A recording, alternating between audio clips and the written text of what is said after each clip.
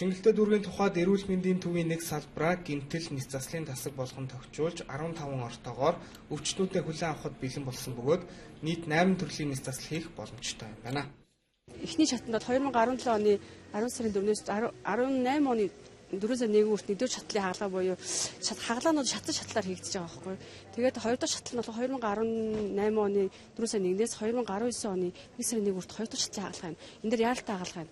Бид нар эхний ээлжнээ төлөвлөгөөт хагалгаа хийхээр ярьсан маа. Одоохоор манад анестезиологийн эмчтэй, мэслийн эмч гэдэг нийтдээ одоо 8 эмчтэй тэгээд 6 сүлэгчтэй 3 асарч засаг нэгдэж байгаа.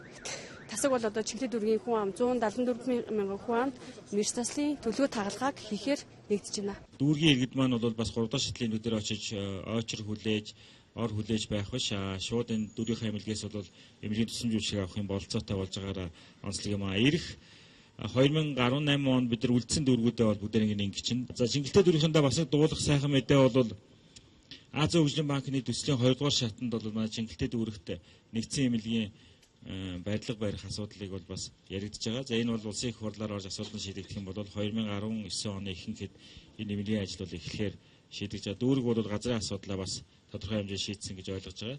Сая бид нар бас яг энэ Азийн хөгжлийн банкны зээлийн хөрөнгөөр баригдах сонгон хайрхан дүүргийн эмнэлгийн ажилдаа танилцлаа. Тэгээд маш сайн явж байгаа. Тэр сонгон хайрхан дүүргийн эмнэлэг маш их хугацаанд баригдаад сайн баригдчих юм бол манай Чингэлтэй болон Хаануул дүүрэгт тийм шинэ эмнэлэг баригдах одоо болцоотой болно гэж үзэж байна. Дүүргүүдэд нис заслын тасаг байгуулахад шаардлагатай тоног төхөөрөмж багаж хэрэгслийг нийслэлийн төсвөөс санхүүжүүлэн олгож байгаа юм. Харин боловсон хүчний тухайд улсын төв эмнэлгүүдтэй хамтран ажиллах, цаашдаа мэргэжилтэн бэлтгэх сургалт зохион байгуулах замаар хандах юм байна.